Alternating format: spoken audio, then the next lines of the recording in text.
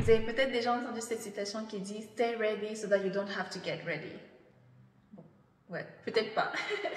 J'ai entendu cette citation récemment, enfin il y a quelques mois il me semble, et je me suis empressée de la noter dans ma petite liste de citations que j'aime bien. And I was like, why not share it on YouTube? Pourquoi pas partager cela sur YouTube? So, with no further ado, let's get started! Jambo Massis, j'espère que tu vas bien, moi ça va par la grâce de Dieu, as always. J'espère que toi aussi et j'espère que durant cette vidéo, si ça ne va pas, tu seras réconforté au travers des propos que j'aurai et que tu seras juste rempli de joie, de paix, d'amour et boosté pour aller mieux.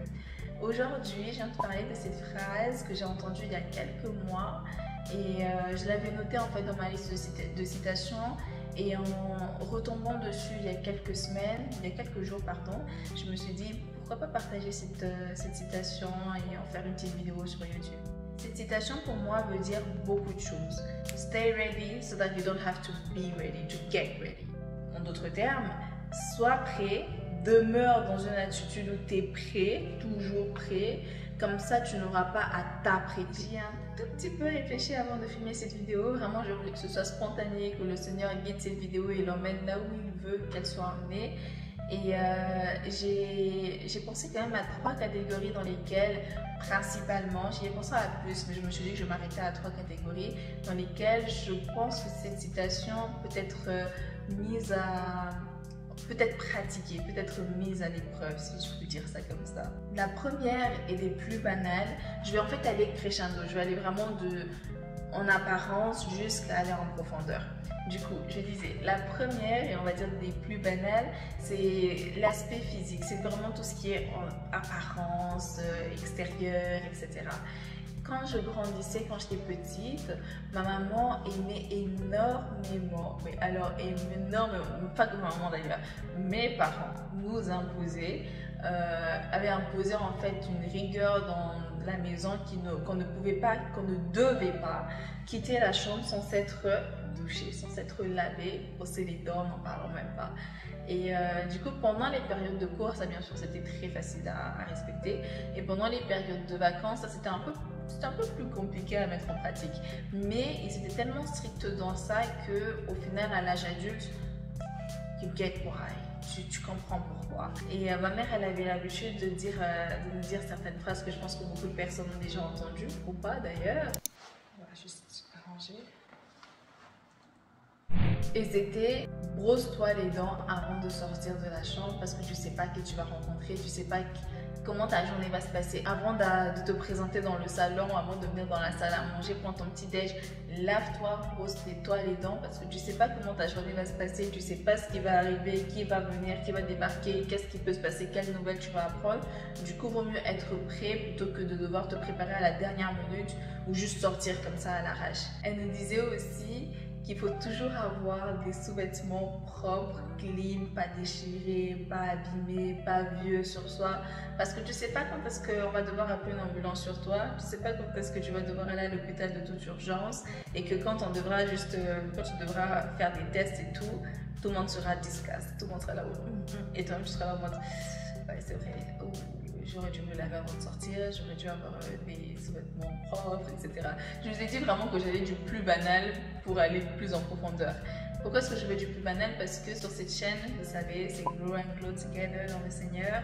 Et je pense qu'il faut quand même parler des aspects physiques. Pourquoi? Parce que nous sommes le temple du Saint-Esprit, que le temple du Saint-Esprit se nourrit, c'est quelque chose qu'on devrait en fait chérir et protéger et prendre soin, quoi. Et on prend soin comment? En faisant du sport, en bougeant notre corps, en mangeant sainement, enfin tout ce qui apporte en fait du bonheur et qui nourrit notre corps, quoi, positivement, parce que c'est le temple du Saint-Esprit. Du coup, c'est pour ça que je parle, on va dire, de l'apparence, de ce qui peut sembler futile pour aller à ce qui est beaucoup plus profond, parce que le problème il est toujours plus profond avant d'aller au physique, bien évidemment. Donc ouais, quand elle me disait ça, je me disais ah, maman quand même elle abuse, mais je comprenais ce qu'elle disait parce que c'est vrai, hein. Ah non, moi j'ai pas envie de me retrouver aujourd'hui, je fais 1 malaise, il se passe un truc, God forbid, il se passe un truc, et que je me retrouve à me dire, ah mais je me suis pas encore douchée, ah mais il n'y a pas ci, j'ai pas fait ci, j'ai pas fait ça, Et aujourd'hui, j'implémente ces triggers que ma maman et mon papa, mes parents ont mis en place dans notre maison familiale, qui est de dès que tu te lèves, tu te douches, tu te brosses les dents, tu te douches parce qu'on ne sait jamais, on ne sait jamais. Et j'aime beaucoup le faire. Je peux à n'importe quelle heure décider de me lever, sortir, m'acheter un petit truc si j'ai envie et sans me dire ah mais à quoi je ressemble et tout. Et puis me dire bon, les gens s'en foutent de ça, à quoi je ressemble. Je peux sortir avec les cheveux en bataille, je peux sortir habillée n'importe comment, tout le monde s'en fout. Et puis oui, ok, c'est vrai, tout le monde s'en fout. Mais pourquoi est-ce que moi je devrais m'en foutre de ce à quoi je ressemble? Je trouve ça assez déplorable, si je peux utiliser ce terme, de délaisser en fait comme ça son corps, son physique, le temple du Saint-Esprit parce que les autres s'en foutent quoi. Et c'est vrai qu'il ne faut pas faire les choses pour plaire aux autres, c'est même pas pour plaire aux autres, c'est pour se plaire à Dieu et se voir aussi et voir que ah, on se sent bien dans notre corps, on se sent bien dans ce qu'on a, on est bien quoi. Prendre soin de son aspect physique a une importance dans notre bien-être, si je peux simplifier les choses comme cela. Et ça renvoie bien évidemment à l'expression stay ready so that you don't have to get ready. Si je suis chez moi, comme je disais tout à l'heure, et que subitement j'ai envie de manger un truc ou bien il me manque un truc en cuisine, bah, je me dis pas ah mais je me suis pas encore douchée, ah mais si, ah mais ça. Parce que ça a déjà été fait. Pourquoi? Parce que je suis déjà prête et j'ai pas à m'apprêter. Et ça c'est vraiment une leçon de vie, une façon de vivre et de voir la vie, de se dire je vais m'apprêter parce que j'ai pas envie de m'apprêter à la dernière minute, j'ai pas envie en fait d'être à la dernière minute, de juste dire ah vas-y flemme, ah vas-y ci, ah vas-y ça. Non, j'ai envie de prendre soin de mon corps, j'ai envie de prendre soin de moi, j'ai envie de prendre soin du temple du Saint-Esprit dans son entièreté.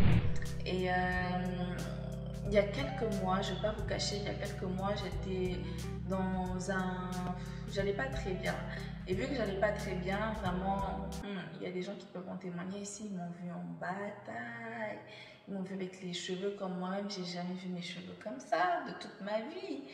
Quand j'avais encore les cheveux longs, ils m'ont vu dans des dégaines, mais improbables, par exemple, pas douché, etc. Et pourtant, la journée était déjà bien passée. Et c'est vrai qu'on peut passer par des situations où justement on se retrouve qu'on ne va pas bien, soit physiquement, soit mentalement. Moi là c'était le mental, mentalement où justement on n'arrive pas à prendre soin de nous, on n'arrive pas à se préparer quoi. C'est dur de se préparer quand on ne va pas bien, physiquement parlant, mentalement parlant.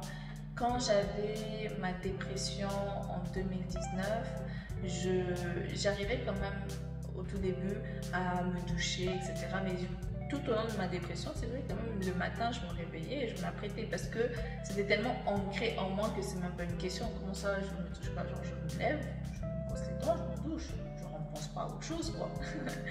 Mais du coup, là, quand je vous ai dit il y a quelques mois là, j'allais pas bien mentalement, mais c'était pas un point de dépression. J'allais juste pas bien mentalement et pourtant je me suis très vite laissée aller. Je me suis très vite laissée. J'ai laissé mon aspect physique vraiment à l'abandon quoi. Quand je vous dis à l'abandon, je vous dis il y a des gens qui peuvent témoigner de ça. They can testify. C'est pour ça que tout à l'heure j'ai dit qu'il y a l'aspect physique, mais avant l'aspect physique, il y a l'aspect intérieur. Stay ready so that you don't have to get ready nous permet, moi je comprends aussi cette phrase quand on parle encore d'intérieur, mais d'intérieur ça va pas bien mentalement pour que ça puisse se voir physiquement. Je le comprends dans le sens où il y a des choses qu'on peut implémenter dans notre vie, Dieu merci, qui nous permettent de faciliter notre vie même quand ça ne va pas, de faciliter notre quotidien même quand c'est dur. Et ces choses-là, bref, je ne sais pas si je vais entrer en détail dans cette vidéo en toute honnêteté, mais il y a des choses que l'on peut implémenter dans notre vie, comme pour moi quand j'étais en dépression, vraiment en toute honnêteté, le fait de me doucher les matins, je suis sûre et certaine que ça m'a aidé d'une manière ou d'une autre justement à me sentir bien, parce que prendre une douche, ça fait du bien de prendre une douche. Tu te réveilles, t'as passé la nuit à pleurer, même le matin t'as les yeux gonflés, tout ça, bah tu sors de la douche et ça tu te sens bien quoi. C'est paisible, non? C'est quelque chose de bien. Du coup, ça faisait partie des choses qui venaient naturellement pour moi, surtout à cette époque-là, où j'avais même pas à y penser et qui ont facilité mon quotidien, surtout dans des moments où j'allais très mal. Là, je donne que des conseils. Je ne suis pas en train de dire qu'il faut le faire, je ne suis pas en train de dire que c'est facile, surtout quand c'est pas une pratique qui est devenue naturelle pour toi. C'est vrai que ça peut vraiment être compliqué de l'implémenter. Donc, si ça ne va pas, si tu passes par des moments compliqués, si tu n'arrives pas à prendre soin de toi, etc., vraiment stay ready so that you don't have to get ready.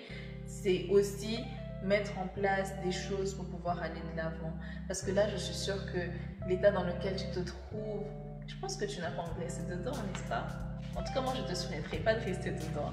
Et je te souhaiterais d'aller de l'avant, je te souhaiterais de sortir de ce mood, de sortir de ces choses, en fait, que ce soit la dépression, que ce soit ne pas bien aller mentalement, que ce soit une maladie, etc. Moi, je te souhaiterais de justement sortir de là pour pouvoir être dans la joie, dans la paix et vivre une vie normale, paisible, calme, dans la joie, dans la sérénité, et où tu n'as pas à galérer avec toutes ces choses-là. Je ne veux pas rentrer dans les détails de tout ce qu'on peut faire pour pouvoir, toutes les choses que l'on peut implémenter dans notre vie pour pouvoir stay ready, pour pouvoir rester prête. Mais ce que je peux faire, c'est pourquoi je ne peux pas le faire? Parce que chaque cas est différent. Je peux peut-être donner un exemple qui ne va pas s'adapter à toi, qui peut peut-être te blesser de la manière dont je vais le dire ou autre. Et c'est pas le but de cette vidéo. Le but de cette vidéo, c'est de montrer que tu peux vraiment rester, peu importe les circonstances dans lesquelles tu traverses, que tu peux implémenter des choses pour que tu puisses sortir déjà de ce mood-là et stay ready, vraiment être prête. En revanche, je peux te conseiller de prier, je ne peux que te conseiller de te tourner vers Dieu, de demander à Dieu de te guider, de t'inspirer, demander au Saint-Esprit de te montrer comment est-ce que tu pourrais implémenter des choses dans ta vie pour pouvoir déjà te relever de ces moods et aussi pouvoir appliquer des choses si ça va, hein, pouvoir avoir des tips qui te permettront de stay ready, so that you don't have to get ready. Et bien évidemment, je suis disponible pour papoter, échanger dessus individuellement, personnellement, sur les réseaux, sur Instagram notamment. Mais si tu n'as pas Instagram, envoie-moi un mail, laisse un commentaire là. Vraiment, on peut se parler partout. Partout. Comme ça, on peut échanger dessus un peu plus individuellement parce que chaque cas est différent.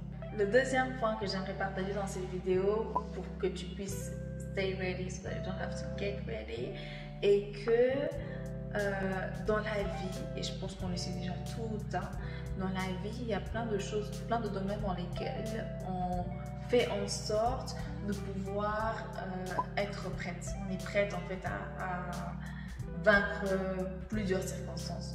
Je donne des exemples très terre à terre pour que tu puisses comprendre.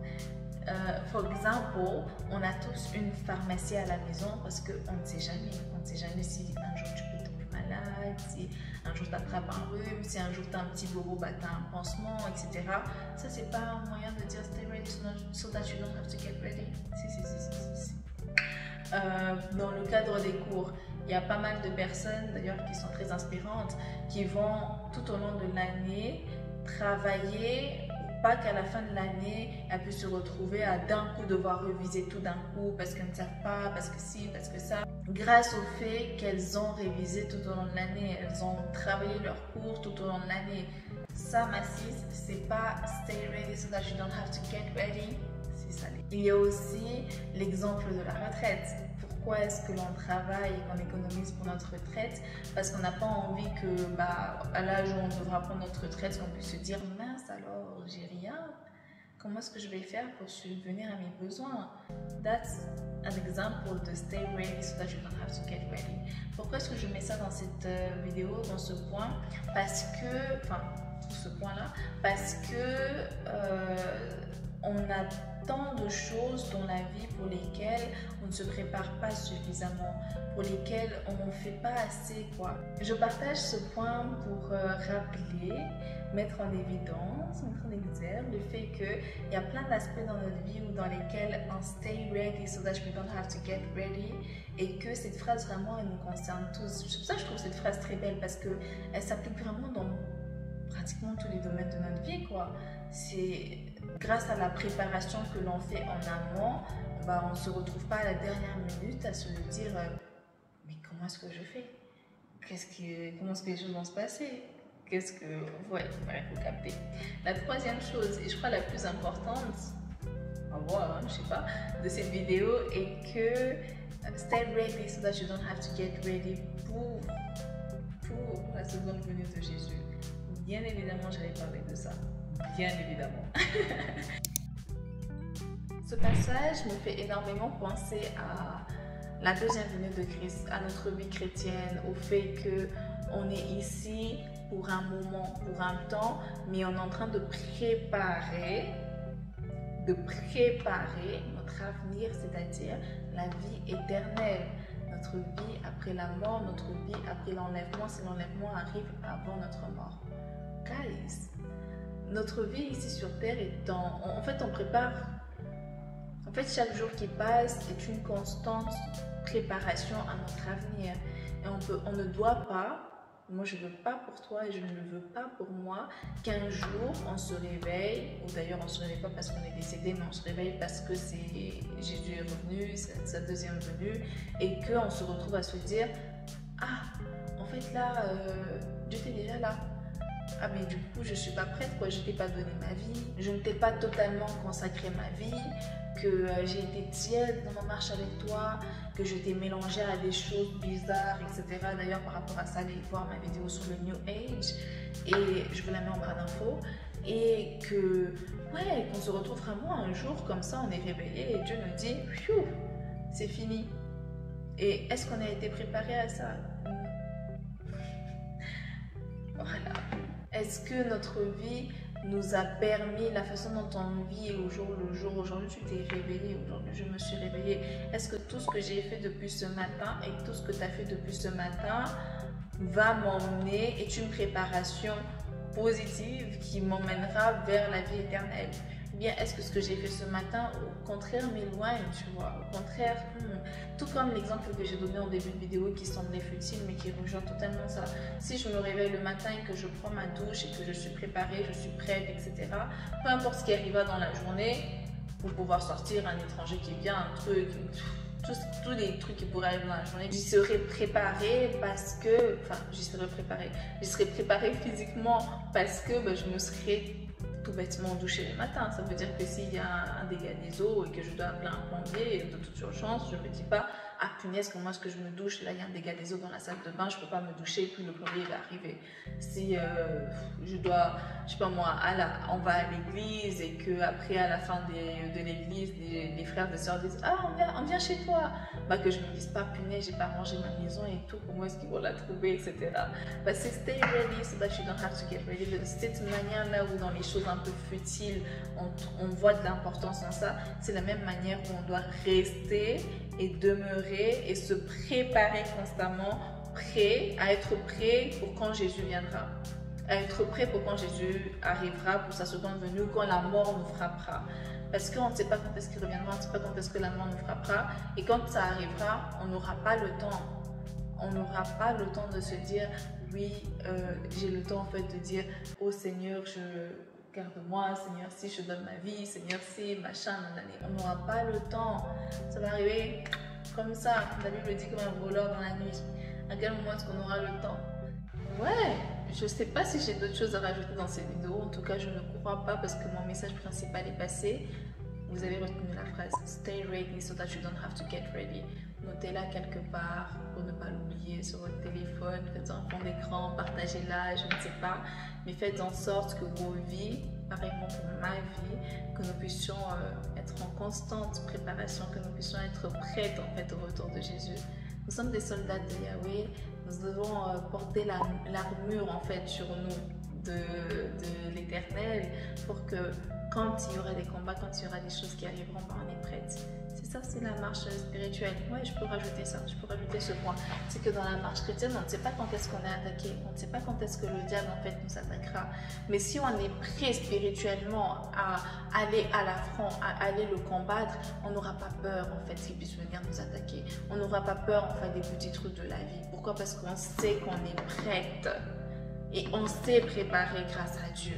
C'est la même chose. Si demain, je sais pas moi, tu passes par une situation où le diable va te tenter de mille et une façons, dis-toi que ce sera un combat dur. Pourquoi? Parce que toi, tu es préparé.